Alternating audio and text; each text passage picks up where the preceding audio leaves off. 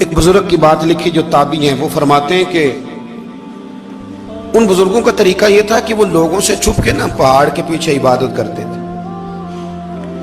اور position in کی یہ تھی کہ کسی سے ملتے نہیں تھے، بالخصوص فجر کی نماز سے لے کر عصر کی نماز تک بکریاں رکھی ہوئی تھیں، ان کو چراتے رہتے تھے فرات کے کنارے اور نفل پڑھتے رہتے تھے۔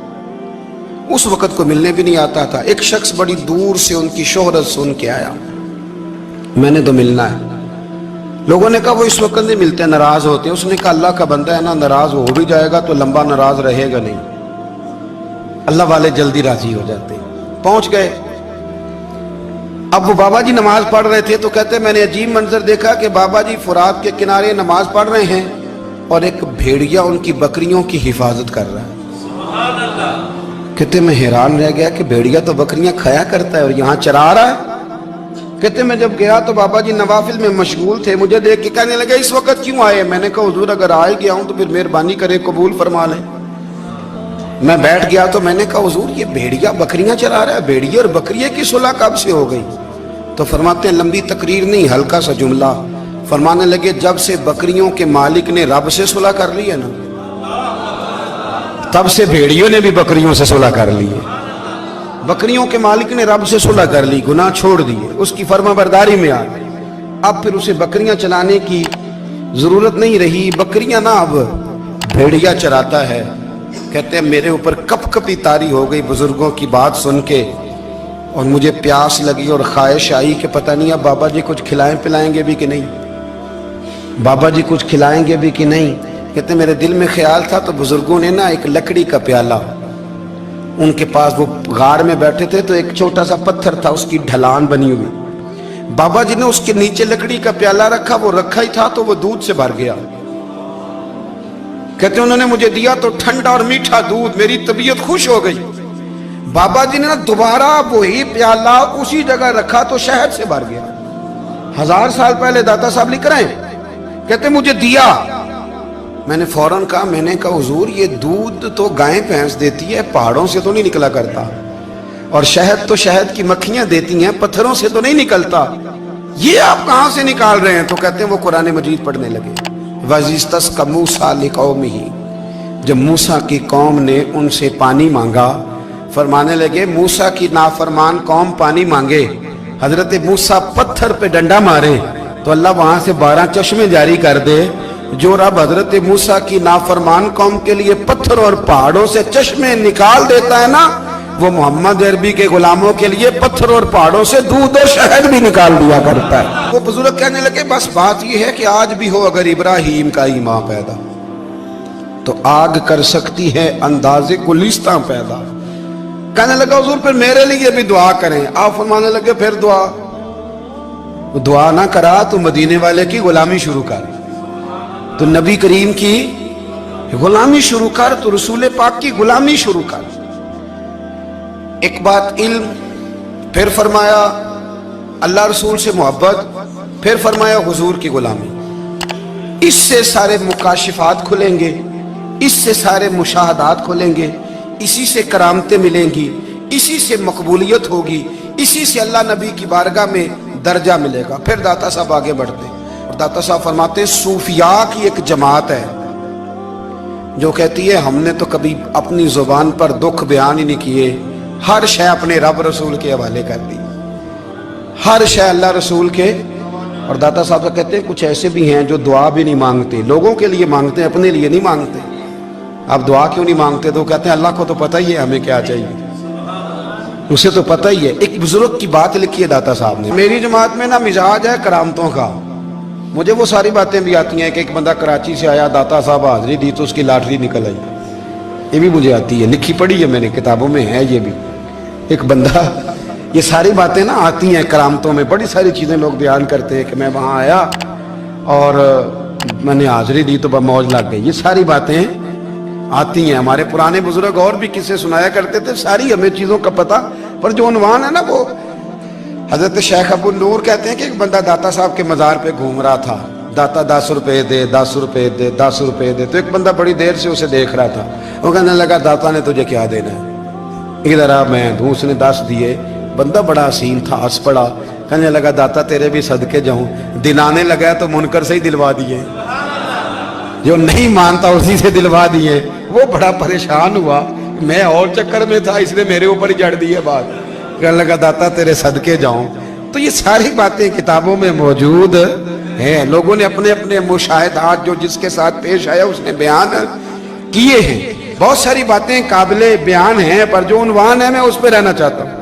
दाता साहब रहमतुल्लाह अलैह फरमाते हैं हमारी तालीमात हैं कि अपने दुख दर्द दुनियादारों से बयान नहीं करने, सवाल का दरवाजा लोगों के सामने खोलना अल्लाह वालों से कहेंगे कभी कहना होगा तो दुनियादारों से कहना।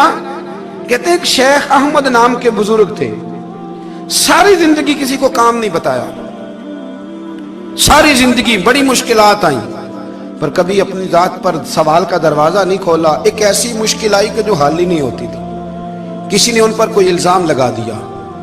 अबू मुस्लिम नाम का एक बादशाह था, उसकी हुकूमत थी, उसने पकड़ के कैद में डाल दिया। अब कैद में है, जुर्म लग गया है, फर्दे जुर्म आयद हो गई है, जेल में है। लोग कहने लगे हजरत जी अपनी सफाई में कुछ कहें, पर मानने लगे सारी जिंदगी बंदों से कुछ नहीं कहा, अल्लाह रसूल को पता है मैं बेगुनाह हूं, मुझे कहने की जरूरत नहीं। दाता गानी बख्श अली हजवेरी ने लिखा है, दाता साहब कहते हैं तू यकीन कामिल तो पैदा कर, तू ईमान तो पुख्ता कर। दाता साहब कहते हैं वो अबू मुस्लिम जो बादशाह था वो नेक आदमी था, उसे रात को ख्वाब में नबी करीम की जियारत नसीब हुई और हुजूर सैयद आलम सल्लल्लाहु अलैहि वसल्लम फरमाने लगे तूने अल्लाह का एक नेक बंदा जेल में डाल दिया, डर नहीं आता, वो तो बेगुनाह है। बादशाह आधी रात को खुद उठा। दादा साहब फरमाते हैं किसी गार्ड को नहीं भेजा, पुलिस वाले को नहीं भेजा, जेलर से नहीं कहा, खुद गया, जाके जेल का दरवाजा खोला, दरवाजा खोल के उस दरवेश को आजाद किया। कहने लगा बाबा जाओ, मुझे पता चल गया आप बेगुनाह है। बाबा जी सलाम करके जाने लगे तो बादशाह फिर आगे आया, हाथ बांधे, हाथ चूमे, कहने लगा हुजूर आप बड़े नेक हैं, मेरे लिए कोई हुक्म हो तो बताइएगा, मेरे लायक को खिदमत हो तो बताइएगा। तो शेख अहमद फरमाने लगे तुझे अभी भी समझ नहीं आई, तुझे अभी भी नहीं समझ आई। कहने लगा हुजूर क्या? फरमाने लगे जो तहज्जुद के वक्त तुझे उठा के मुझे रिहा करने भेज सकते हैं वो मेरी कोई जरूरत बाकी रहने देंगे? मुझे कोई जरूरत पड़ेगी किसी और को कहने की? जो तहज्जुद के वक्त तुझे उठा के भेजते हैं कि जा खोल जाके दरवाजा, वो जरूरत रखेंगे? मेरी जरूरत मुझे रहेगी कि मैं तुझे और कोई काम, अभी भी तुझे समझ नहीं आई? तो दाता अली अजमेरी रहमतुल्लाह अलैह फरमाते हैं असल में हमारी तबीयत है, हमने बंदों से दिल लगा लिया है। दिल अल्लाह रसूल से लगाओ, किसी बंदे से लगाना तो उससे लगाओ जो अल्लाह वाला हो।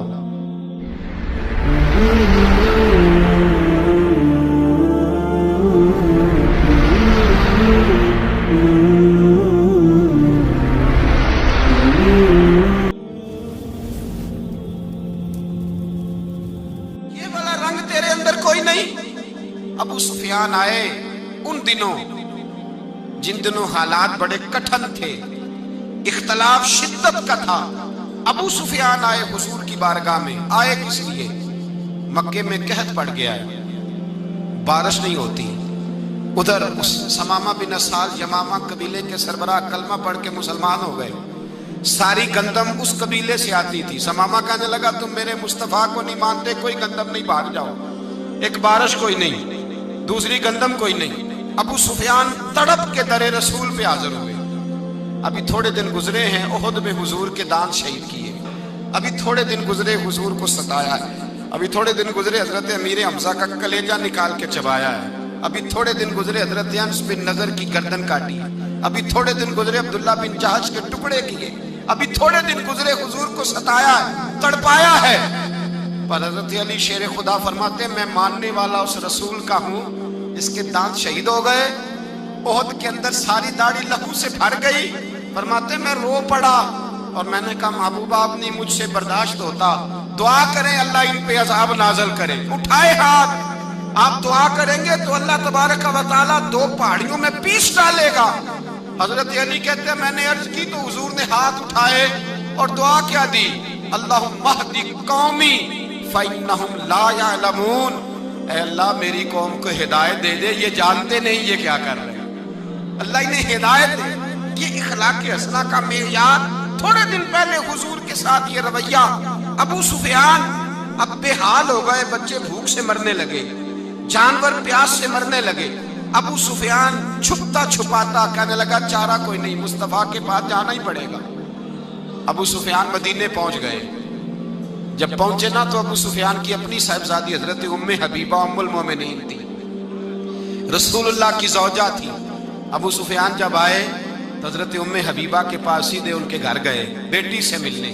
हुजूर का बिस्तर बिछा हुआ था, हजरत उम्मे हबीबा हुजूर की ज़ौजा उम्मुल मोमिनीन बिस्तर बिछाए। अबू सुफियान बैठने लगे, जनाब उम्मे हबीबा कहने लगी अब्बा जी ठहर जाएं। वो ठहरे तो बिस्तर समेट दिया। कहने लगे बेटी शायद तेरे घर में कोई कीमती बिस्तर नहीं, गुर्बत छुपाने के लिए बिस्तर समेट रही हो। जनाब उम्मे हबीबा कहने लगी अब्बा तू मुसलमान नहीं ना हुआ, अभी तेरी सोच काफिरों जैसी है। तू यहाँ आके खड़ा हो ना जहाँ मैं खड़ी हूँ, फिर तुझे रसूलुल्लाह की मोहब्बत के रंग का पता चले। तू अभी खड़ा वहां है जहां तुझे कुफर ही कुफर सुनाई और सुझाई देता है। बिस्तर इसलिए नहीं समेटा कि माज़अल्लाह कम कीमत था, मैंने इसलिए समेटा है कि तू नजस है, नापाक है, अभी कलमा नहीं पढ़ता। और ये उस रसूल का बिस्तर है कि जो बिस्तर में मौजूद होते हैं तो जिब्रील अमीन कुरान लेके तशरीफ ले आते हैं। तेरा वजूद इस काबिल नहीं कि यहाँ बिठाया जाए। नबी पाक सल्लल्लाहु अलैहि वसल्लम की बारगाह तक अबू सुफियान आए। अबू सुफियान कहते मुझे उम्मीद नहीं थी, अभी सोच नहीं ना बदली थी। कहते मुझे उम्मीद नहीं थी, मेरा ख्याल था वो शिकवे करेंगे, शिकायतें करेंगे, वो कहेंगे तुमने भी तो बड़ा कुछ किया है ना। अबू सुफियान कहते मैं कुर्बान जाऊं, मैंने ये रंग देखा तो मदीने की फिजा वैसे ही बड़ी ठंडी थी, लेकिन मुस्तफ़ा करीम के साथ जब मैंने बात की तो मेरे वजूद पर गिरिया तारी हो गई, मेरे ऊपर कैफियत तारी हो गई, मैं तड़पने लगा। कहते मैंने कहा महबूबा मैं आया हूं, आपका कलमा पढ़ते ही समामा ने गंदम बंद कर दी है, बारिशें रुक गई हैं, मक्के के लोग भूख और प्यास से मरने लगे हैं। महबूबा बेटियां रोती हैं, या रसूल अल्लाह माएँ उनकी छातियों में दूध खुश्क हो गया है, बच्चे बिलखते हैं। अबू सुफियान कहते हैं मैं दुश्मन था, सारे मक्के के लोग दुश्मनी करते थे, लेकिन जब मैंने ये लफ्ज कहे ना अचानक मेरी नजर उठी तो मुस्तफा करीम की तो आंखें आंसू बरसा रही। कहते मेरी बात भी मुकम्मल ना हुई, हुजूर ने पहले रुक्का मंगवाया, समामा के नाम फरमाया, पहले तू इन्हें गल्ला अपनी मर्जी से देता था, अब तेरे नबी का हुक्म है कि पहले से बढ़कर तूने गल्ला देना है। और फिर मेरे मुस्तफा ने हाथ उठाए। ओ भाई मुश्किल होता है, मुश्किल होता है, सगे भाई के लिए लोग दुआ नहीं करते, कहते मेरा शरीका है। सास बहू के लिए बहू सास के लिए दुआ नहीं मांगती, कहते इख्तलाफ है, लोग लोगों की जिंदगी नहीं मांगते, बीमारी में शिफा नहीं मांगते। अबू सुफियान कहते हैं आमना के लाल तेरे कुर्बान जाऊं। हुजूर ने हाथ उठाए और कहा है अल्लाह मक्के की संगलाख पहाड़ियों पे बारिश बरसा, ऐ अल्लाह खेतियां हरी कर दे, ऐ अल्लाह माओं की छातियों में दूध भर दे, अल्लाह औरतों को ताजगी दे दे, बच्चों को रानाई दे दे, फलों फूलों को ताजगी दे दे। अबू सुफियान कहते पहले हुजूर रो रहे थे और जब नबी पाक की दुआ देखी तो मैंने रोना शुरू कर दिया, मैंने रोना शुरू कर दिया। कहते वापस आया तो वो एहसास कि यार ये मैं किस शख्स से मिल के आया हूँ, ये किस किस्म के आदमी से मिल के आया हूँ, ये कैसा रंग है, ये किस किस्म का अंदाज है कि जिसको मैं पत्थर मारता रहा वो मेरे लिए दुआएं लेके बैठा हुआ है, जिसको सारी जिंदगी सताया है वो मेरे बच्चे के लिए रोता है, मेरी बेटी के लिए उसकी आंख में आंसू है, वो हमारे लिए तड़प रहे हैं। मेरे भाइयों, अबू सुफियान कहते हैं फिर दूसरा जलवा मैंने तब देखा जब हुजूर मक्के आए, और मैं तो आखिर तक लड़ने आया था ना, हुदैबिया तक। कहते हैं जब रसूल पाक मक्के आए और हुजूर ने ऐलान माफी किया तो बनता तो ये था कि मुझे सजा मिलती, लेकिन मेरे मुस्तफ़ा करीम ने फरमाया जो अबू सुफियान के घर में चला जाएगा मैं उसे माफ कर दूंगा। कहते हैं मैंने कहा ये मेरे लिए किस किस्म की सजा तजवीज की है कि मैं उम्र भर दुश्मनी करता रहा और यहाँ रंग अजीब है। हुजूर ने मेरे लिए ही एजाज लिख दिया, फरमाया जो अबू सुफियान की हवेली में दाखिल हो गया मैंने माफ किया। अबू सुफियान कहते हैं पता नहीं कितने पर्दे थे जो उठ गए, पता नहीं कितनी मंजिलें थी जो तय हो गई, पता नहीं कितने जलवे थे जिनका नजारा हो गया। और मैंने गौर से चेहरा देखा तो मेरी आंखों से पट्टी उतर गई। اور مجھے عبداللہ کے یتیم بیٹے کے پیچھے محمد رسول اللہ کے جلوے نظر آنے شروع ہو گئے۔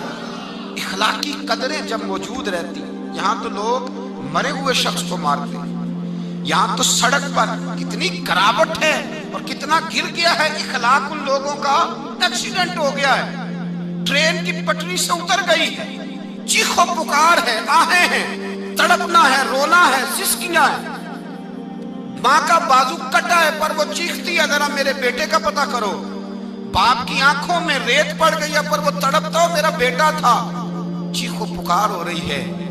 پر ظلم ہے اس قوم کا کہ جو بچانے والے آئے ہیں وہ پہلے آتے ہی ان کی جیبیں ٹٹول رہے ہیں، ان کے بٹوے دیکھ رہے ہیں، گری ہوئی عورتوں کے، یہ آپ اٹھا کر دیکھیے اخبارات، عورتوں کے گری ہوئی عورتوں کے کانوں سے بالیاں نوچی گئی اور ان کے کان تک کٹ گئے۔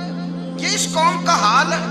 اقبال کہتے ہیں جنہیں آتا نہیں دنیا میں کوئی فن تم ہو، اور بیچ کھاتے ہیں جو بزرگوں کا کفن تم ہو۔ تم وہ لوگ ہو جو کفنوں پہ سودے کرتے ہو، جو قبروں پہ سودے کرتے ہو۔ یہ لوگ تجارتیں کرتے ہیں، اخلاقی پستی کا یہ عالم کہ لوگ قبروں پہ سجدے کرتے ہیں، بیٹے بیچ کے دہیز خریدتے ہیں۔ غریب کی بیٹی روز تڑپتی ہے، روتی ہے، روز سسکیاں لیتی ہے کہ کہاں سے وہ دروازہ کھلے گا جب میں بھی جب سہاگن ہوں گی، جب میرا باپ بھی عزت کے ساتھ مجھے رخصت کرے گا۔ اور غریب آدمی بیٹی کی شادی کے بعد اتنا دکھی رہتا ہے، وہ بھی کم ہی لوگ جانتے ہیں، وہ بھی وہی لوگ جانتے ہیں جو اس منظر سے گزرتے ہیں۔ ہمارا اخلاقی معاملہ اس قدر زیادہ تباہی کا شکار ہے۔ میرے مصطفیٰ کریم سید عالم نور مجسم صلی اللہ علیہ وسلم جذبات کا خیال رکھتے، احساسات کا خیال رکھتے، تصورات کا۔ او بھائی، اس سے بڑا اخلاق کا مظاہرہ کہاں سے لینے جاؤ گے؟